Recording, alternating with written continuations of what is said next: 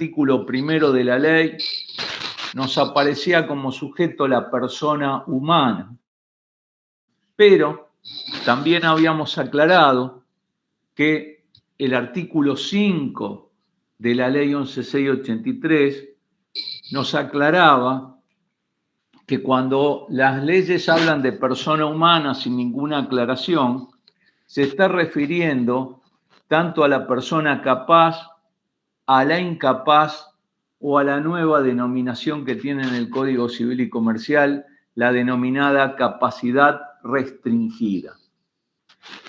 Habíamos dicho que de esto surgía también que, por ejemplo, un incapaz, ya sea por ser menor de edad, por ser insano, iba a requerir siempre de otra persona que se encargara de presentar y pagar el impuesto a las ganancias por él. Y a este sujeto lo denominábamos responsable por deuda ajena. Y entonces íbamos al artículo 6 del decreto reglamentario, al artículo 6 de la ley 11.683, donde enumeraba una serie de situaciones que aparecían los responsables por deuda ajena, que podíamos combinar con el análisis del artículo 2 del decreto. Y así teníamos los responsables por deuda ajena. Entonces tenemos por un lado el contribuyente, persona humana, que es sobre quien recae la obligación de pago, y estos que tienen que encargarse de pagar un impuesto por otra persona, no teniendo en principio ello más que ver que con la relación que tienen con esa persona que les ha obligado a cumplir con las obligaciones de estos. Estas personas humanas, dijimos, tienen otra característica, que son personas humanas, obviamente tienen una vida finita, y se produce el fallecimiento del contribuyente. Habíamos explicado que si bien la persona humana tiene que liquidar su ganancia por el periodo que va del 1 de enero al 31 de diciembre, que el artículo 24 nos dice que esto se llama año fiscal, y al ver que es un periodo continuado de tiempo de un año, la determinación del impuesto, decíamos, se produce en un periodo de anualidad a través de una serie de hechos sucesivos a través del tiempo durante ese periodo elegido por el legislador, y por lo tanto denominamos a esto impuesto de ejercicio. Entonces ya habíamos dicho que el impuesto a las ganancias era nacional, era de tipo directo y es de ejercicio. Producido el fallecimiento, se rompe este periodo de anualidad porque de la persona fallecida, el administrador legal o judicial de la sucesión, el cónyuge supérstite o los herederos, como dice el artículo 2, inciso D, debe presentar la última declaración jurada que corresponde a esta persona fallecida. Pero no lo hace por un periodo anual, sino que fracciona ese periodo de tiempo desde el 1 de enero hasta el día inclusive que se ha producido el fallecimiento de la persona. Esto lo aclara el decreto reglamentario en el artículo 103. Inmediatamente el artículo 104 del decreto reglamentario nos dice que desde el día siguiente nace una figura muy especial que se llama la sucesión indivisa. La sucesión indivisa nace desde el día siguiente al del fallecimiento del causante, y si en el primer año no hay declaratoria de herederos, también va a fraccionar el periodo desde el día siguiente al del fallecimiento del causante hasta el 31 de diciembre. habíamos visto, entonces decíamos que el artículo 104 también nos dice que esta figura tan especial de la sucesión indivisa liquida de la misma manera que las personas humanas. Por eso habíamos hecho como un grupo donde decíamos las personas humanas están junto con las sucesiones indivisas. Habíamos ido viendo que nos explicaba el artículo primero qué pasaba cuando alguien era residente en el país. Para ver cuándo son residentes las personas humanas y las sucesiones indivisas, debemos ir al artículo 116 en los tres primeros incisos, es decir, en el inciso A, que se refiere a las personas humanas de nacionalidad argentina, en el inciso B, que se refiere a las personas humanas de nacionalidad extranjera, y en el inciso C, que se refiere a las sucesiones indivisas.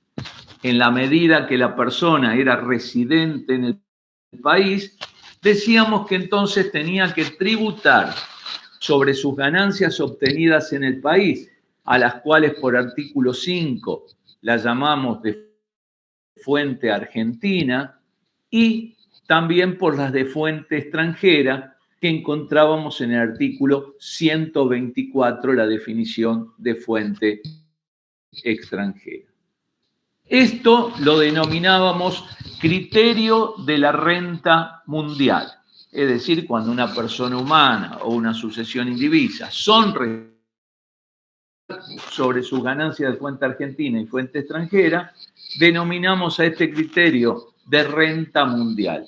Es decir, el poder del Estado de cobrar impuestos se va más allá de nuestra frontera, y decíamos que esto creaba un problema denominado de doble imposición internacional, que la ley solucionaba con un método unilateral, permitiéndole tomar como crédito fiscal los impuestos análogos efectivamente pagados en el exterior, con un límite, establece el artículo primero, que es el incremento de la obligación fiscal originada por la incorporación de esa ganancia.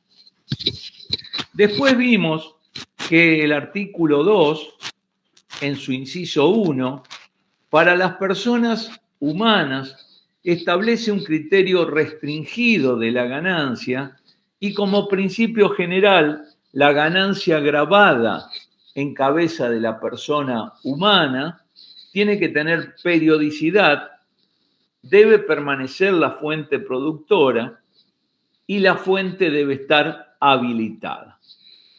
No obstante eso, aclarábamos que cuando se producía la enajenación de un bien mueble amortizable, también estaba agravada por la ampliación del artículo 2, inciso 3, y también vimos que el primer párrafo del artículo 2 dice sin perjuicio de lo dispuesto en cada categoría.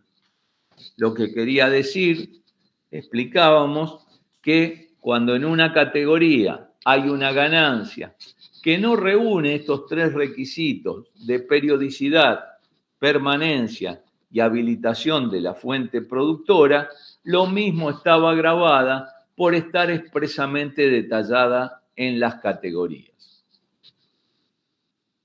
Siguiendo con el análisis, vimos que los tres artículos finales, los tres incisos finales del artículo 2, utilizan la palabra enajenación, y entonces enajenación decíamos que estaba definida en el artículo 3 de la ley, y esa enajenación es un concepto amplio donde la venta es una de las formas de enajenar. Por eso nos explica el artículo 3 que enajenación es venta, permuta, cambio, aporte a sociedades, expropiación y todo otro acto de disposición por el que se transmita el dominio a título oneroso.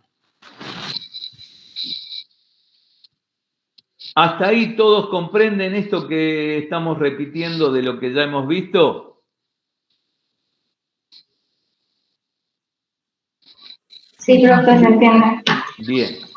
Bueno, entonces, este sujeto, persona humana, decíamos que habíamos visto que tenía 4 categorías de ganancia.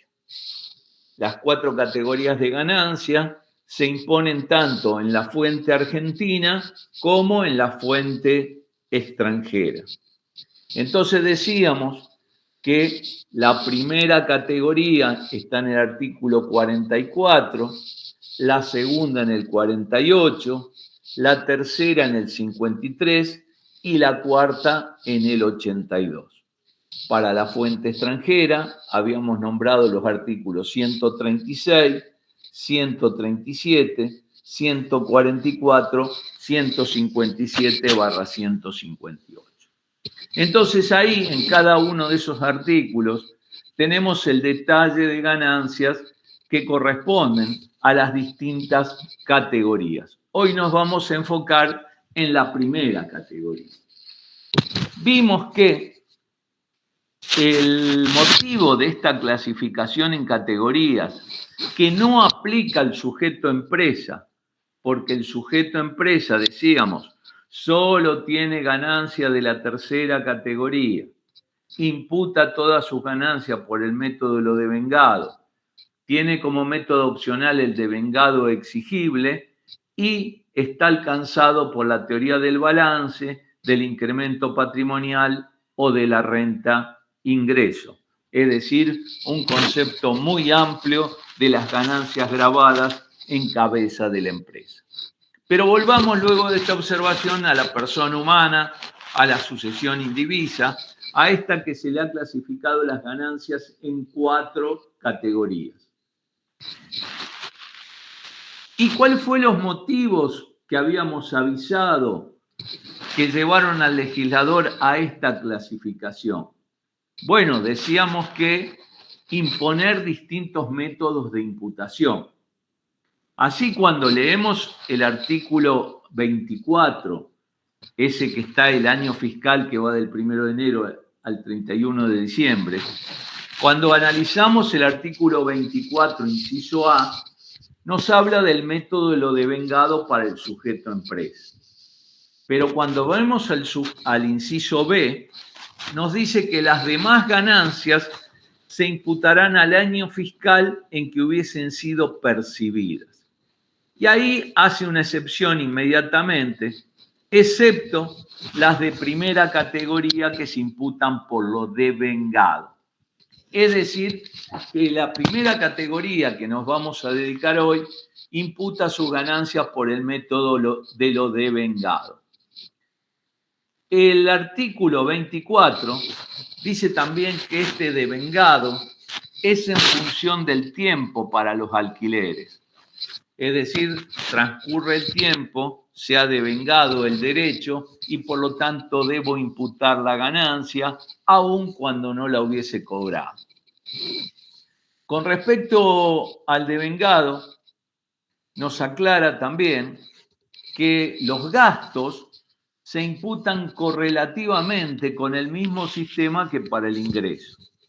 Quiere decir que cuando tengamos que determinar la ganancia de la primera categoría, vamos a restar los gastos, vamos a deducir los gastos y los vamos a hacer con la misma metodología, es decir, un gasto que haya transcurrido el tiempo y no se haya pagado el 31 de diciembre, pero corresponda a este periodo, lo vamos a restar porque devengado para el ingreso, devengado para el gasto, decimos siempre. Entonces, esto de imputar las ganancias de acuerdo a distintas metodologías de imputación era uno de los motivos que llevó al legislador a esta clasificación para las personas humanas y las sucesiones indivisas en 4 categorías de ganancia. La primera, entonces, reiteramos, va por el método de lo devengado. El otro motivo que llevó al legislador a esta clasificación en categorías tiene que ver con que esta clasificación le permitió establecer deducciones denominadas especiales. Entonces, nosotros vamos a ver que para la primera categoría, el artículo 89 estableció una deducción especial que se denomina gasto de mantenimiento y que vamos a ver que permite deducir gastos reales de mantenimiento o, como deducción especial, un gasto presunto de ese mantenimiento que ya explicaremos más adelante. Pero el artículo 89 entonces permite una deducción especial para la primera categoría, cosa que le facilitó al legislador haber clasificado sus categorías y, de acuerdo al tipo de ganancia, permitirle algún tipo de deducción que no les permite a las otras categorías, como este caso particular del artículo 89 de la ley. Así, además, habíamos dicho que también los quebrantos tenían que ver con esta clasificación. Anotemos ahí que los quebrantos están detallados en el artículo 25 de la ley. Es decir, al legislador, si bien el impuesto se llama las ganancias y siempre hablamos de determinar una ganancia, piensen ustedes que en esa determinación de la ganancia, cuando le restamos al ingreso un montón de deducciones, esto podría terminar generando un quebranto. Entonces, por eso la ley en el artículo 25 nos explica que, por ejemplo, hoy que vamos a ver la primera categoría, si yo tengo un inmueble que me dio ganancia y un inmueble que me dio pérdida, lo puedo compensar primero dentro de la categoría correspondiente. Y si me termina dando pérdida, y ahí es donde está lo relacionado con lo que estamos hablando, una de las categorías, no es anárquico la compensación, sino que debo compensar segunda, primera, tercera y cuarta categoría. Cosa que también le permitió al legislador esta clasificación en estas cuatro categorías por estos tres motivos que acabamos de decir. ¿Alguna duda hasta acá con este artículo con esto que estamos analizando? O sea que van a rendir con 10. Bueno.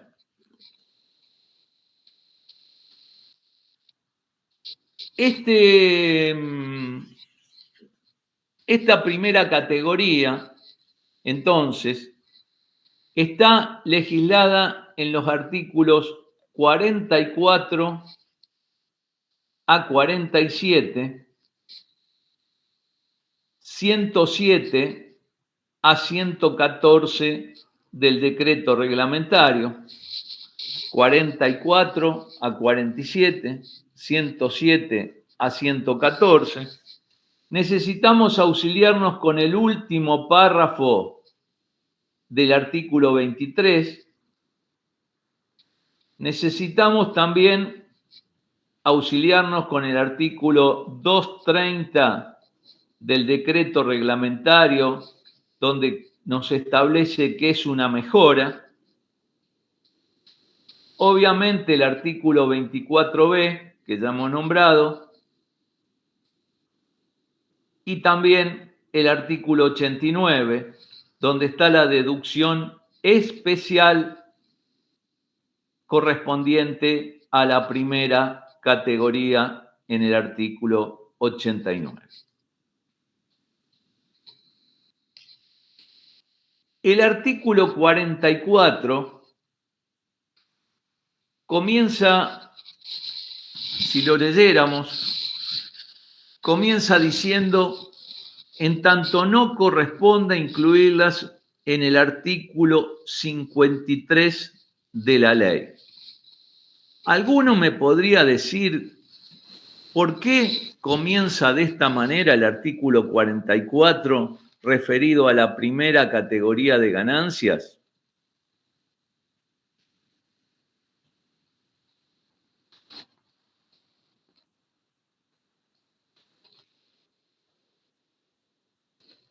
¿A ninguno de todos los que están ahí se le ocurre algo?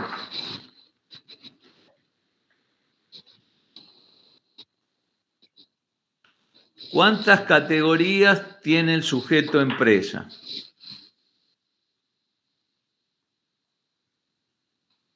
Eso lo podrían saber.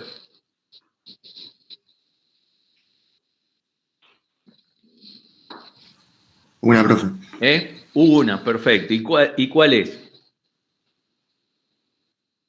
La tercera. La tercera categoría. Y esa tercera categoría está justamente incluida en el artículo 53. Y decíamos que el artículo 53, cuando se refiere a los sujetos empresa, va nombrando al sujeto. Por eso, los sujetos empresa atrapan toda la ganancia correspondiente a la empresa y siempre la convierten en tercera categoría. Es decir, para una empresa, un alquiler de un inmueble, que es el ejemplo emblemático de la primera categoría, el alquiler de un inmueble es tercera categoría para la empresa. Por eso, para refrescarnos este hecho, nos comienza diciendo, en tanto no corresponda incluirlas en el artículo 53. Es decir, me está diciendo que el detalle de ganancias que ahora nos va a presentar el artículo 44, si estas ganancias las tiene una empresa, la empresa las convierte en tercera categoría. Y como estos sujetos empresa están detallados en el artículo 53, por eso nos comienza diciendo el artículo, en tanto no corresponda incluirlas en el artículo 53. Si ustedes relacionan este artículo 44 con el 48 de la segunda categoría, van a ver que comienza exactamente igual, volviendo a reiterarnos que, como bien dijo Joaquín, el sujeto empresa solo obtiene ganancias de una categoría, que es la tercera, que va por lo devengado, puede optar por el método devengado exigible.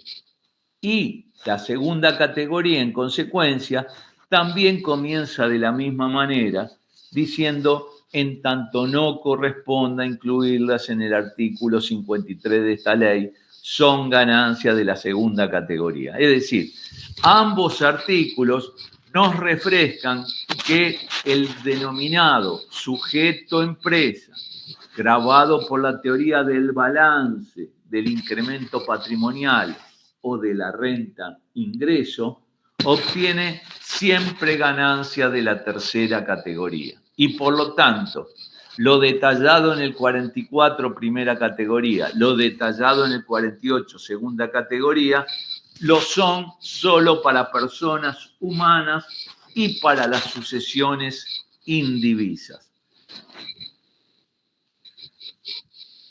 Una vez que dice esto el artículo 44, de que no deben corresponder al artículo 53, nos dice, y deben ser declaradas por el propietario de los bienes raíces respectivos. Ponemos ahí. Si bien el artículo 44, vayan escribiendo, si bien el artículo 44 dice que el que declara las ganancias es el propietario de los bienes raíces respectivos.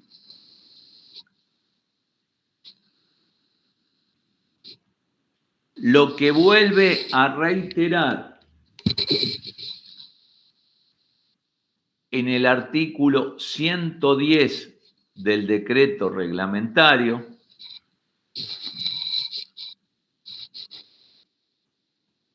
hay excepciones a esta situación.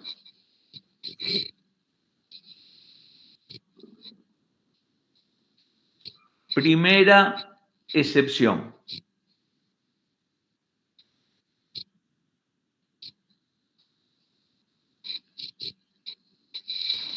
Cuando el propietario cede gratuitamente la nuda propiedad,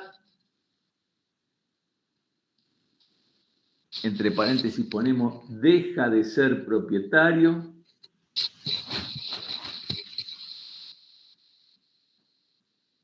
pero conserva el derecho real de usufructo.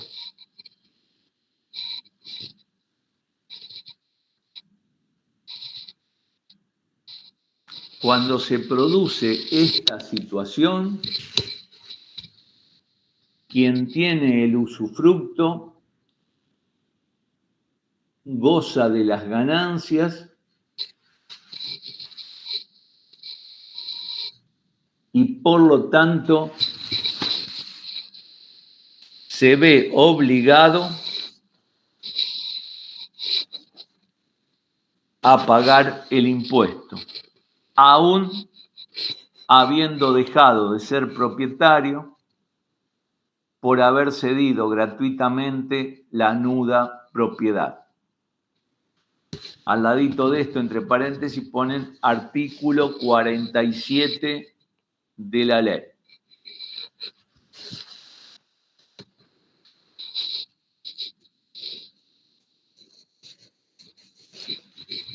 Ponen ahora segunda excepción.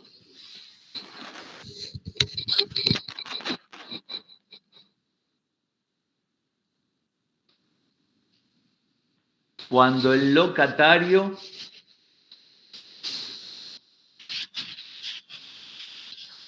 obtiene ingresos por la sublocación del inmueble. Sublocación del inmueble.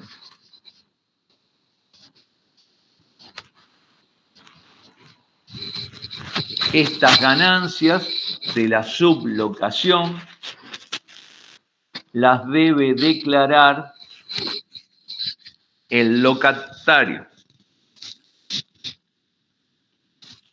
Y entre paréntesis ponemos artículo 44, último párrafo,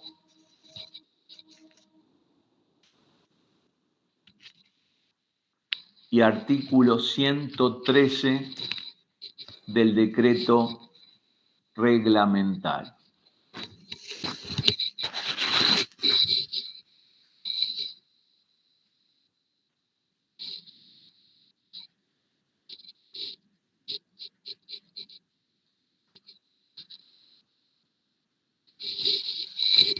Bien, ponemos como título ahora, ganancia bruta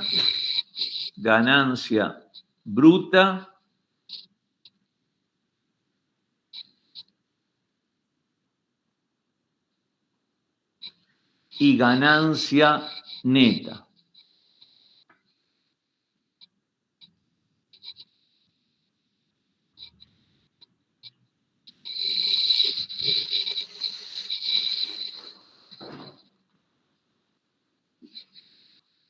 Ponemos ahora artículo 23 de la ley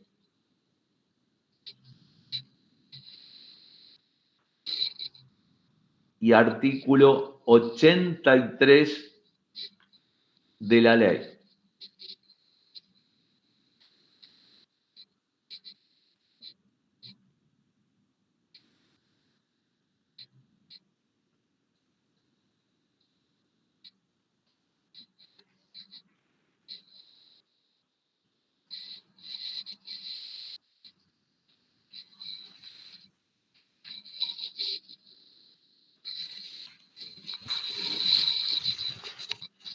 Ponemos ahí. Generalmente,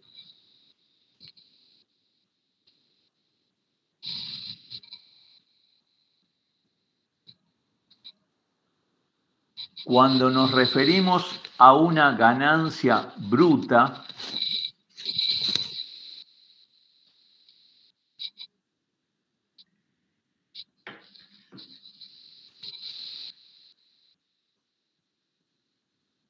nos referimos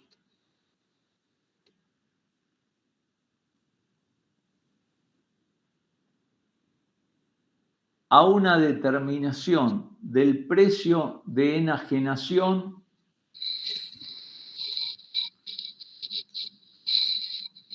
menos el costo computable.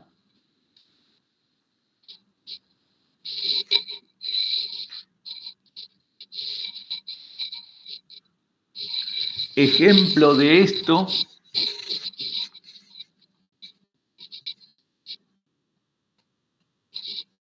lo encontramos en el artículo 62,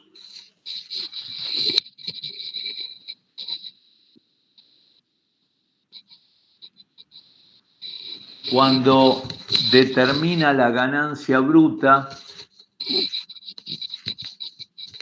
de la enajenación de un bien mueble amortizable.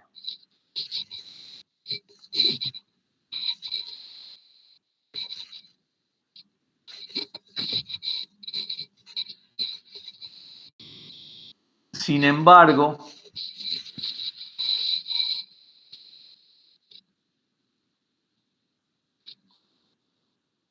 para la primera categoría,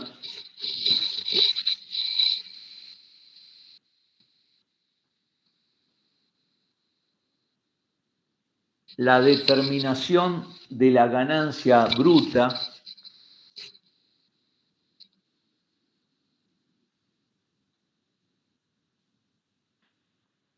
la encontramos en el artículo 110 del decreto reglamentario.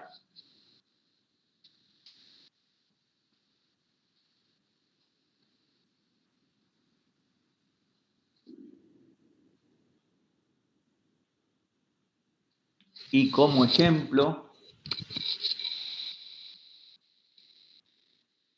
podemos decir que los alquileres devengados durante el año fiscal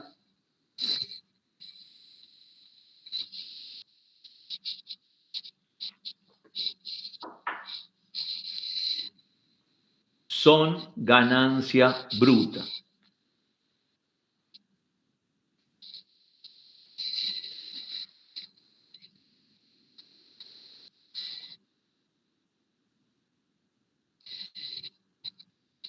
Ponemos ahora entre signos de pregunta. ¿Cómo llegamos entonces a la ganancia neta?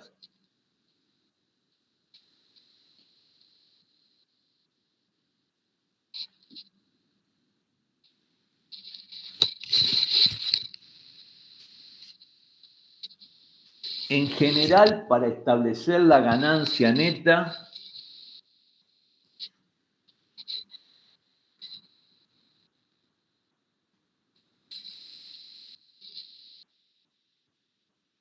lo primero que encontramos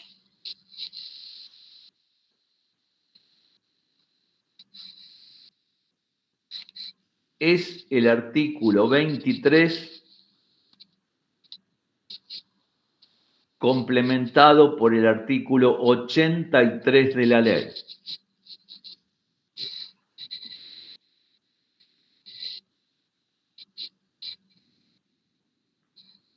Pero específicamente para la primera categoría,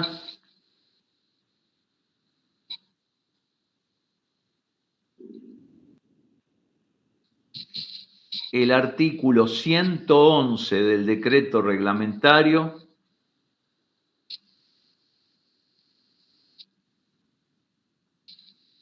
nos dice cómo determinar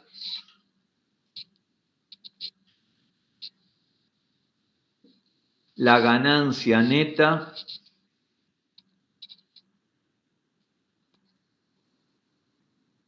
de la primera categoría.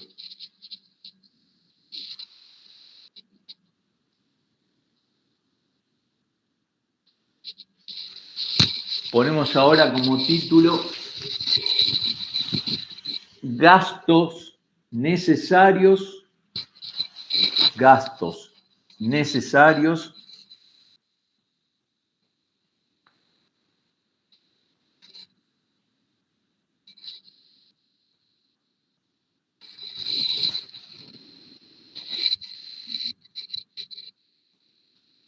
para obtener la ganancia y mantener y conservar la fuente productora de la misma.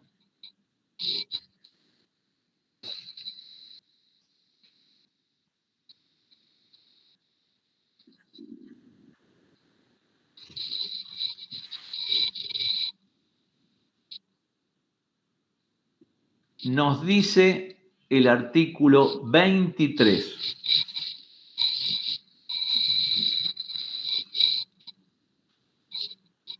Que para determinar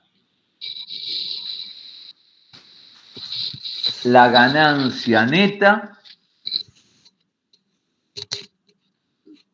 se deben restar los gastos necesarios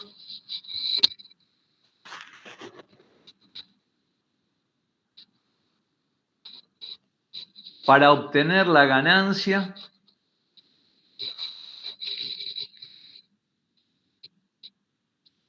y mantener y conservar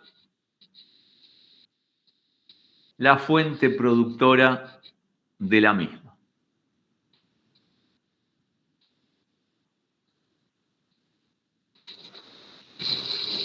Es decir, como principio general, para deducir un gasto,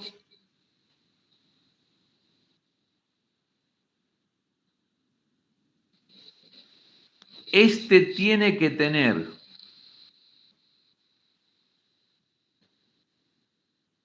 una relación de causalidad, subrayamos relación de causalidad,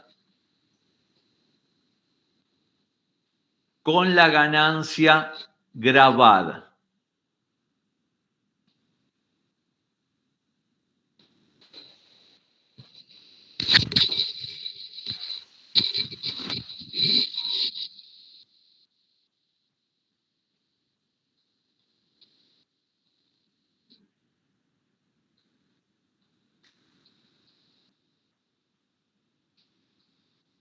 También debemos analizar, y esto es válido para todas las categorías, el artículo 84 de la ley.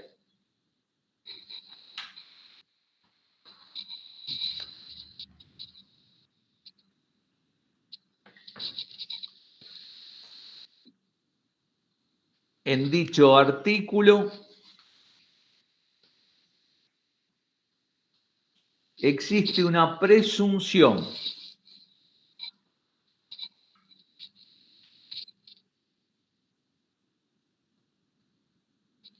de que los gastos realizados en el país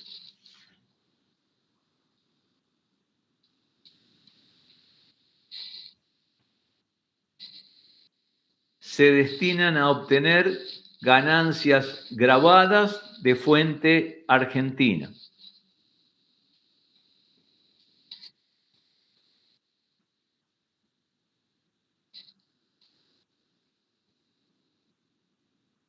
Y que los gastos realizados en el exterior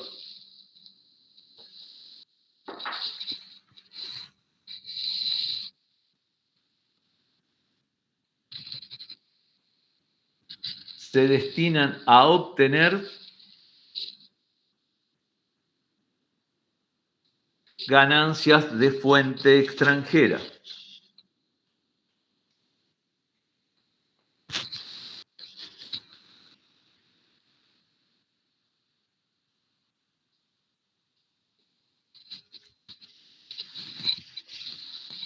Sin embargo,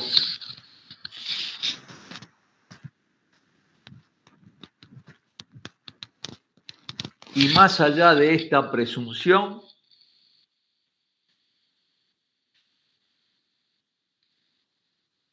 si logro relacionar el gasto efectuado en el exterior con ganancias de fuente argentina, el mismo será deducible.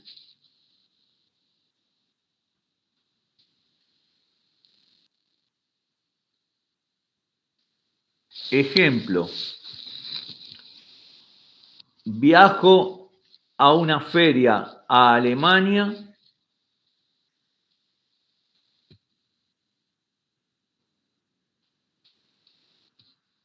donde se exhibe maquinaria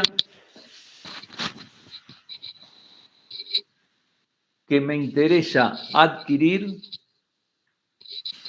para importarla a Argentina y ponerla a producir en el país.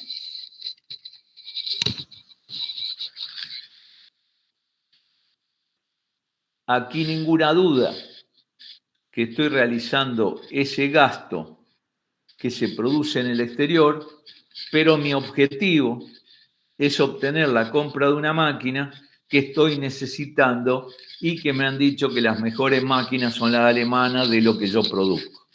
Entonces, yo viajé, pero con ese objetivo. Obviamente no me quedé 3 meses paseando por Europa, ¿no es cierto? Estamos suponiendo que fui a la feria y me volví y por lo tanto entonces yo le voy a poder demostrar al organismo de aplicación, percepción y fiscalización, que es la AFIP por el artículo 114, que he efectuado ese gasto con el objeto de obtener ganancias en la República Argentina. Y rompo con la generalidad que dispone el artículo 84. Voy a la excepción que puedo demostrar que el gasto del exterior corresponde a la obtención de ganancias en el país. ¿Se va entendiendo este principio general de gasto necesario para obtener, mantener y conservar la fuente de ganancia grabada? Sí, profe. Bueno. Bien, entonces, seguidamente tenemos que hablar del artículo 86, que también permite realizar deducción de las ganancias grabadas. Pongan ahí, el artículo 86 se denomina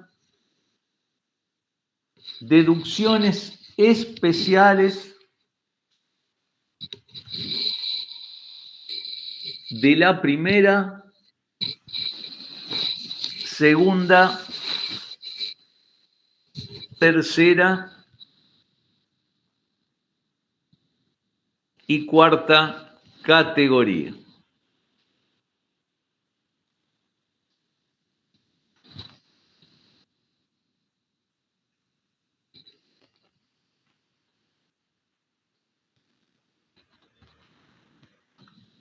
Es decir,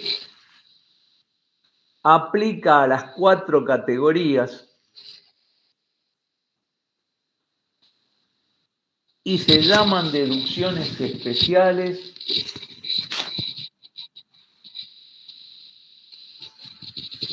para diferenciarlas de las deducciones generales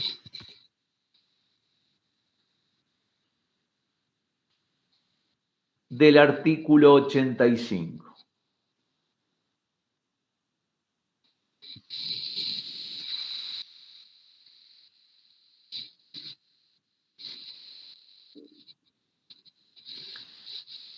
Esto después leanlo, el artículo 86, el 86, fíjense que permite, entre otras cosas, deducir los impuestos y tasas que recaen sobre los bienes que producen ganancias, permite deducir las primas de seguro sobre bienes que producen ganancias, me va a permitir deducir si yo por algún tornado, por alguna inundación, por alguna caída del río, me afecta mi propiedad, me va a permitir hacer esta deducción por caso fortuito o fuerza mayor. Me permite deducir robos que pueden efectuar los empleados. Me permite deducir viáticos de acuerdo a la categoría que corresponda, compensaciones en dinero, movilidad, en la suma que reconoce AFIP, ahí pone un tope. Y después, el artículo 86, inciso F, nos permite deducir amortizaciones. Amortizaciones dice por desgaste, agotamiento u obsolescencia, o inclusive pérdidas por desuso. Nos interesa acá, en esta categoría, ¿qué amortización se podrá efectuar? Estamos hablando de la primera categoría. ¿Cuál es la fuente que produce la ganancia en la primera categoría?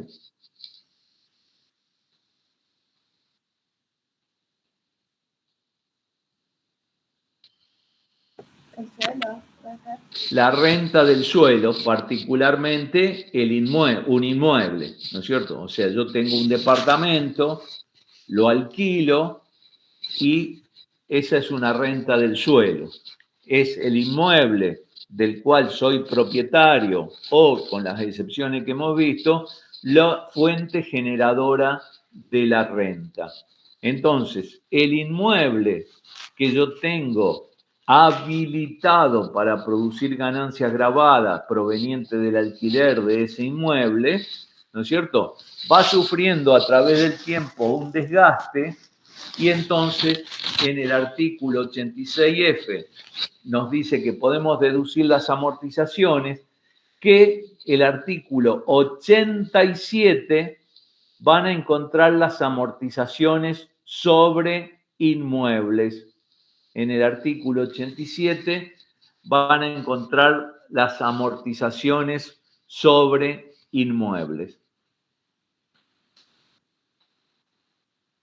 Y este artículo, pongan ahí, este artículo 86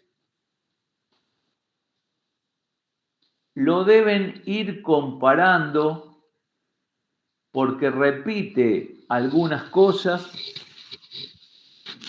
con el artículo 111 del decreto reglamentario. Con el artículo 111 del decreto reglamentario, en el cual se determina la ganancia neta correspondiente a la primera categoría,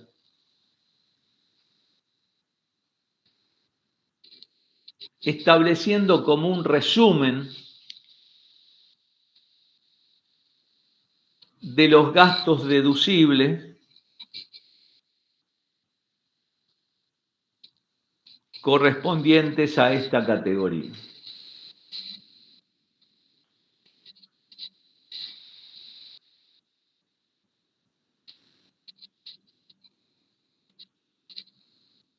¿Alguno tiene ahí la ley como para leer completo el artículo 44?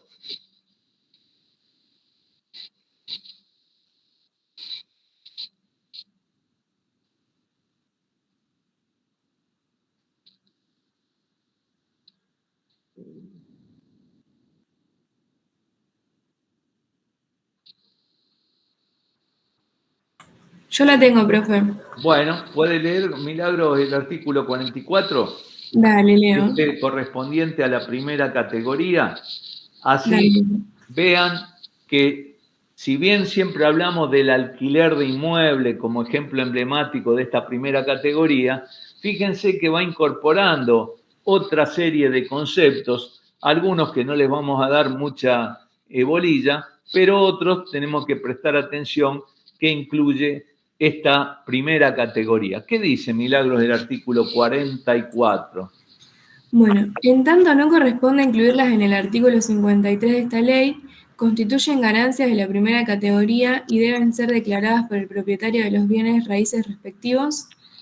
Bien, espere un minuto, Milagro. Entonces, ¿Se acuerdan que habíamos dicho este comentario? Primero comienza diciendo que lo que obtiene el sujeto empresa es tercera, por eso nos hace esta aclaración, y además nos dice que el que tiene que declarar la ganancia es el propietario, más allá de que dimos dos excepciones que después vamos a leer. Bien, ¿qué empieza hablando, Milagros, de esta... ¿Sigo leyendo? Sí, lea el inciso A. Bueno, el producido en dinero o en especie de la locación de inmuebles urbanos y rurales. Bien, que nosotros ya sabemos que esto está relacionado con el método de lo devengado. Por eso, si ustedes van al artículo 110 del decreto reglamentario, van a ver que para determinar la ganancia bruta, en vez de decir el producido en dinero o en especie de la locación de inmuebles urbanos y rurales, dice directamente los alquileres o arrendamientos devengados. Ahora, piensen ustedes que cuando yo estoy declarando por lo devengado, tengo que declarar lo que no he cobrado. Claro, si no cobré los 2 últimos meses porque viene medio atrasado el inquilino, pero me viene pagando, bueno, no sería tan grave. El problema es qué pasa si hace un año que no me paga este inquilino. Entonces el artículo 110 nos explica qué pasa con la incobrabilidad. Dice que yo voy a poder declarar un incobrable cuando finalice el juicio de desalojo y de cobro de pesos. Entonces, al ser el método de imputación devengado, adquiere importancia porque tengo que declarar las ganancias que no cobré. Entonces, por eso adquiere importancia saber cuándo el artículo 110 me permite deducir un incobrable porque el inquilino no me paga. Sigamos entonces, Milagro, con el inciso B. Cualquier especie de contraprestación que se reciba por la constitución a favor de terceros de derechos de usufructo, uso, habitación, anticresis, superficie u otros derechos reales. Bien, yo puedo ceder algunos de estos derechos reales que Milagro acaba de leer, ¿no es cierto? Y por los que recibo una contraprestación. Es decir, me están pagando por eso. Entonces, yo voy a tener que declarar esa ganancia que me está generando ese inmueble por haber cedido derechos reales como los que acaba de leer. Entonces, si yo, mi inmueble, del cual dijimos soy propietario, cedo el derecho de usufructo, entonces esa cesión de derecho es paga y en consecuencia lo tengo que declarar como una ganancia que me está generando ser propietario de un inmueble. Sigamos con el inciso C, Milagroso. C. El valor de las mejoras introducidas en los inmuebles por los arrendatarios o inquilinos que constituyan un beneficio para el propietario y en la parte que éste no esté obligado a indemnizar. Bien, acá tenemos que relacionar esto con el artículo 230 del decreto reglamentario. ¿Por qué el 230 del decreto reglamentario nos explica qué es una mejora? ¿Qué es una mejora? Acá nos está contando que yo como propietario voy a tener que declarar como ganancia si la persona a la cual le alquilo ha efectuado una mejora en el inmueble. Pero separemos para entender esto lo que es un mero trabajo de reparación, mantenimiento, de lo que es una mejora. Acá está hablando de mejora. La mejora es algo que modifica la estructura. No es una mera reparación, mantenimiento. Supónganse que se rompió el inodoro del baño. Yo lo cambio, pongo uno nuevo, no estoy haciendo una mejora, estoy haciendo una reparación, un mantenimiento del inmueble. Yo pinto las paredes, estoy haciendo un mantenimiento del inmueble. ¿Cuándo me encuentro frente a una mejora? Me encuentro frente a una mejora cuando estructuralmente me modifican el inmueble. Supónganse que yo a alguien le alquilo una casita de un dormitorio y esta persona le nace un hijo y me pide autorización para que yo lo autorice a efectuar una habitación más. Y me pide que yo colabore con eso. Yo le digo, no, a mí me tenés que pagar el alquiler. Si vos querés hacer la mejora, hacela. Cuando yo cobro el alquiler y además me quedo con la mejora, gané el alquiler por artículo 44, inciso A. Y gané la mejora porque eso me aumentó el valor de la propiedad y ese aumento de valor de la propiedad que me generó la mejora que hizo este tipo, que ahora tengo una casa de 2 dormitorios en vez de 1, ¿no es cierto? Obviamente le hice supervisar, está bien hecho y todo, entonces yo gané también la mejora. ¿Se entiende lo que estoy diciendo?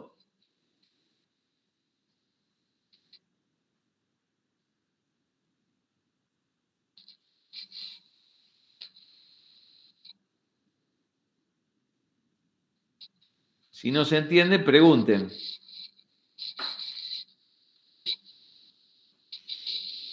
Bien, Milagros. ¿Puede repetir, profe? Lo de mejora. Usted, supóngase, Joaquín, que usted tiene un inmueble, ¿no es cierto? Entonces, su inquilino, por diversas razones, necesita hacer una pieza más, por ejemplo, porque le nació un hijo. Correcto, no se puede mudar por distintas razones, no se puede mudar de la zona, tiene la madre grande que vive ahí a 20 metros, no consigue otra cosa, y entonces me pide autorización a mí para hacer una mejora en mi propiedad. Y la mejora la paga él, porque yo no le reconozco nada. Entonces, yo estoy ganando el alquiler que le cobro todos los meses, más me beneficio con que él me dejó gratuitamente la mejora que hizo en el inmueble. ¿Se entiende, Joaquín, o no? Sí, profe. Entonces, para que la mejora yo la tenga que declarar como ganancias, es porque la hizo el inquilino y yo no la pagué. Entonces, gano el alquiler que le cobro mensualmente y gano porque mi inmueble ha subido su valor de cotización. Bien, Milagros. Vayamos al inciso D. La contribución directa o territorial y otros gravámenes que el inquilino o el arrendatario haya tomado a su cargo. Bien, cuando hablamos de la contribución directa o territorial, acá en Rosario, en Santa Fe, le llamamos impuesto inmobiliario. A eso se refiere con la contribución. Los otros impuestos que podría tomar a su cargo el inquilino correspondiente al inmueble, podría ser el impuesto municipal, lo que llamamos la TGI. Entonces, ¿qué nos está diciendo acá? ¿Por qué me lo está poniendo dentro de las ganancias que yo obtengo? Bueno, porque yo, aparte de cobrar el alquiler, me evito de realizar un gasto que es pagar los impuestos si han quedado a cargo del inquilino y los paga él. Entonces la ley me dice, bueno, pero usted le cobra 100 pesos de alquiler y él pagó 10 pesos de impuesto. Entonces usted ganó 100 por el alquiler y 10 por los impuestos que usted no tuvo que pagar. ¿Se entiende este caso que estamos analizando? Ya le vuelvo a repetir, la contribución directa o territorial es lo que nosotros llamamos impuesto inmobiliario. ¿Se entendió, Joaquín, que usted es el único que pregunta? Se entendió, profe, sí. Bueno. Bien. Y ahora viene un caso donde sorprende la ley al meter algo referido a una locación de cosa mueble. Vamos a ver que la locación de cosa mueble es una ganancia de la segunda categoría. Sin embargo, acá como excepción en el inciso E me lo mete como ganancia de la primera categoría. ¿Qué dice el inciso E, Milagros? El importe abonado por los inquilinos o arrendatarios por el uso de muebles y otros accesorios o servicios que suministre el propietario. Claro, acá me está diciendo que yo estoy alquilando algo con los muebles adentro.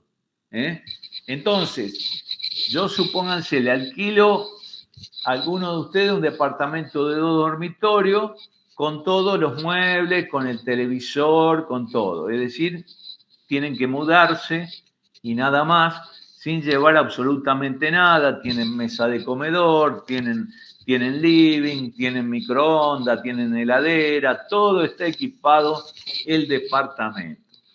En consecuencia, ese importe que cobro por el alquiler de los muebles, al ser conjuntamente con el alquiler del inmueble, se lo toma como parte de ganancia que me da el inmueble. Repito, cuando veamos la segunda categoría, cuando analicemos el artículo 48, inciso B, nos vamos a encontrar que la locación de cosa mueble es ganancia de la segunda categoría. Sin embargo, es de primera categoría cuando alquilo un inmueble con muebles y entonces como accesorio del inmueble alquilo los bienes muebles. En ese caso, estamos obteniendo más ganancia de la primera categoría. ¿Me siguieron hasta ahí o no entendieron nada? Sí, profe, se entendió. Bueno, Sí, profe. bien. Repasemos estos conceptos para lo que vamos a ver ahora. Nosotros dijimos que había una teoría clásica de la fuente de la renta producto que respondía al artículo 2, inciso 1, donde la ganancia para la persona humana y sucesión indivisa tenía periodicidad, permanencia y habilitación de la fuente productora. Y teníamos otra teoría aplicable a los denominados sujeto-empresa del artículo 53, incisos A al E y último párrafo del artículo 53, a los cuales le aplicaba un concepto amplio de ganancia llamado teoría del balance, del incremento patrimonial o de la renta ingreso. Hay una tercera teoría, que es la teoría de Irving Fisher. Irving Fisher. Este señor no tuvo mejor idea que ocurrírsele que hay que gravar determinadas rentas que le producen un placer. Las denomina renta de goce que le producen al propietario. Dentro de esto, y siguiendo esta teoría que dice que hay que gravar determinados bienes que producen un goce a su titular, la ley ha tomado en cuenta esto e incorporó el inciso F. ¿Qué dice el inciso F, Milagros? F. El valor locativo computable por los inmuebles que sus propietarios ocupen para recreo, veraneo u otros fines semejantes. Bien, fíjense que este valor locativo, pongan ahí, el valor locativo, de acuerdo a lo dispuesto en el artículo 107 del decreto reglamentario, es el valor que obtendría si alquilase o arrendase el inmueble que ocupo para recreo, que al lado ponen ejemplo, casa, habitación, o veraneo.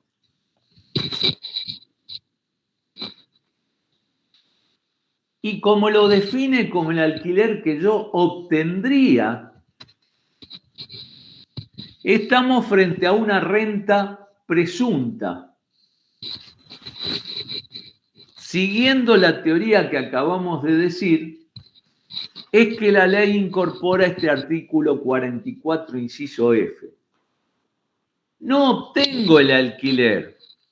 La ley dice, como usted lo ocupa para recreo veraneo, me tiene que pagar una presunción de renta en base a lo que usted obtendría si alquilase esa propiedad. Repito, entonces nos encontramos frente a un caso muy especial porque tengo que pagar impuesto por lo que no gané efectivamente, sino por tener la ventaja de al tener una casa de fin de semana o un departamento en la costa, esto me permite tener un goce, tener un recreo, y esto es lo que se grava en forma presunta, siguiendo a este señor Irving Fisher. ¿Se entendió lo que dije? Porque es medio complicado. Si no lo entendieron, me gustaría volver a explicarlo. Y si lo entendieron, no.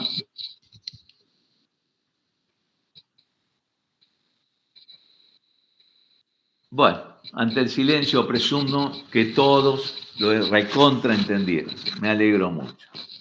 Bien.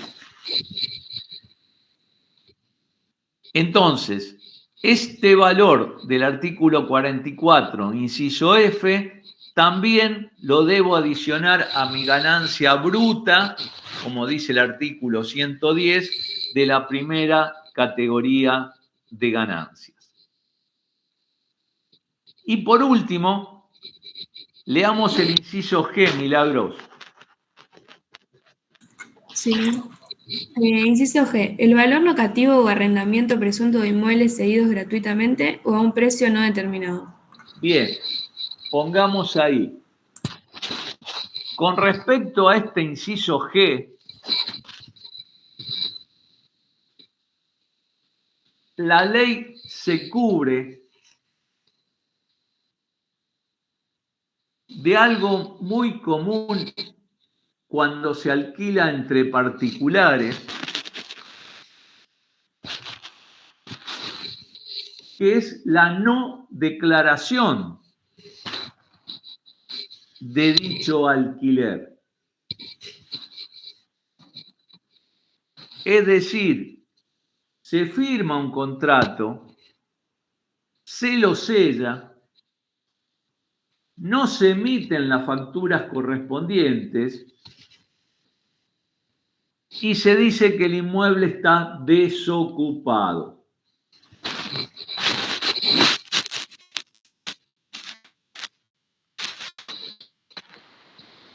Es por eso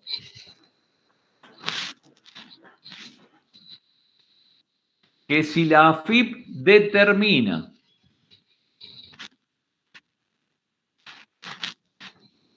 por los consumos de gas, de luz, de agua, que es imposible que con ese consumo el inmueble esté desocupado,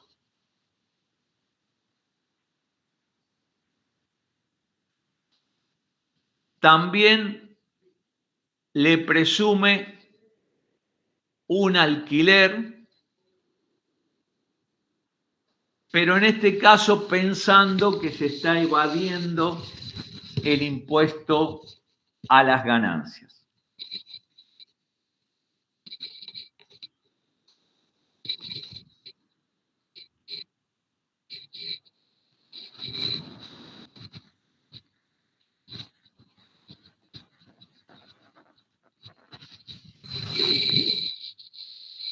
Pongamos ahora deducción especial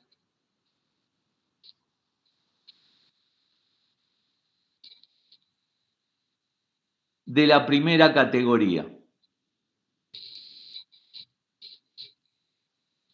Artículo 89 de la ley.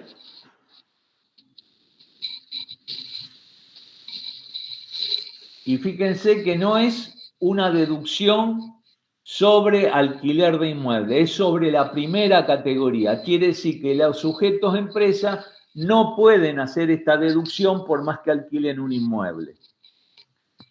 ¿Quiere leer, Milagros, el artículo 89? Así lo analizamos. Dale, ahí lo busco.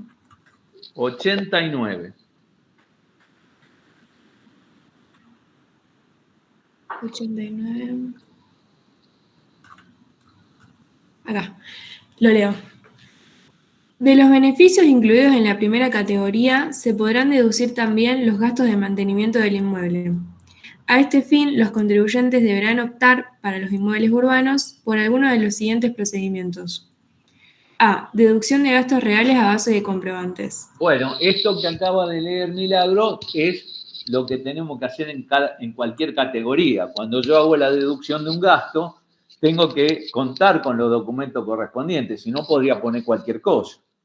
Así que lo que viene ahora, el inciso B, es la particularidad, Milagros, que tiene esta deducción del artículo 89. Inciso B. Deducción de los gastos presuntos que resulten de aplicar el coeficiente de 5% sobre la renta bruta del inmueble, porcentaje que involucra los gastos de mantenimiento por todo concepto, reparaciones, gastos de administración, primas de seguro, etc.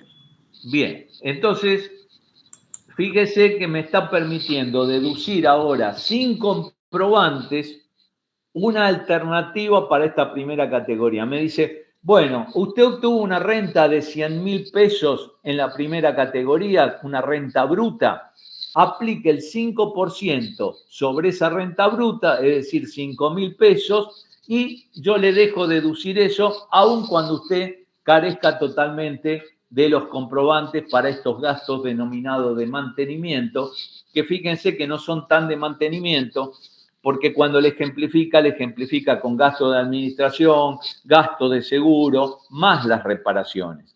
Quiere decir que es el mantenimiento del inmueble en general, ¿no es cierto? Porque, y lo hace a través de la posibilidad de optar por una deducción presunta. Entonces, pongamos ahí.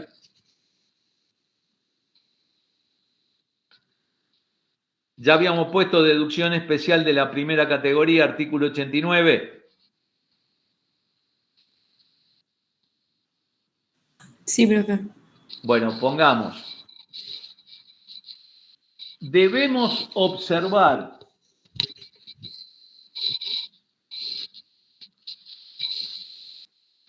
de la lectura del primer párrafo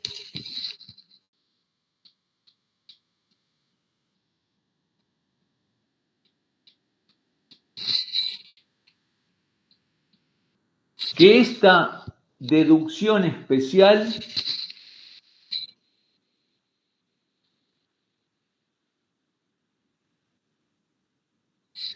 solo opera para inmuebles urbanos.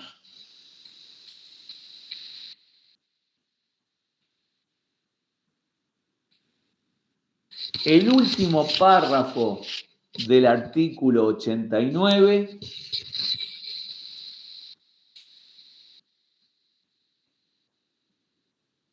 aclara expresamente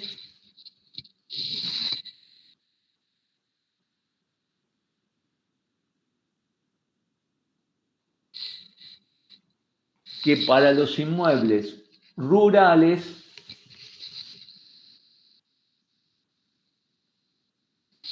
solo se puede utilizar gastos reales.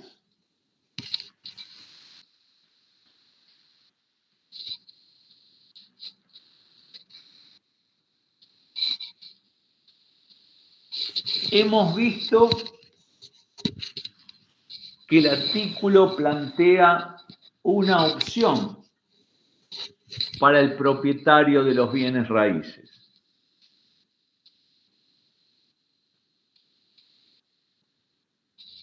En el primer caso,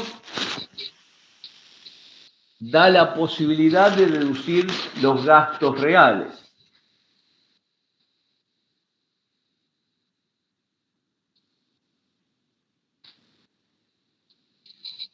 Y en el inciso B, aparece para este caso la posibilidad de deducir un gasto presunto por opción en base a tomar el 5% de la denominada ganancia bruta.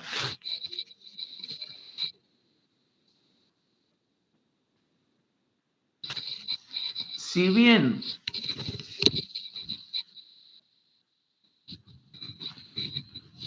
lo nombra como gasto de mantenimiento,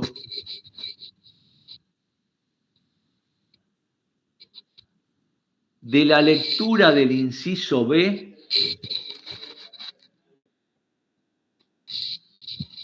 vemos que es más amplio.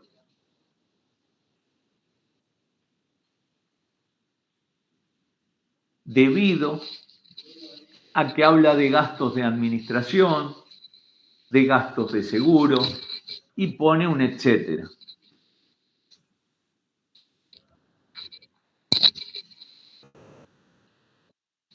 Si efectúo esta opción,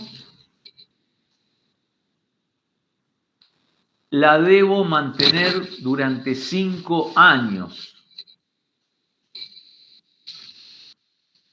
incluyendo el de la opción.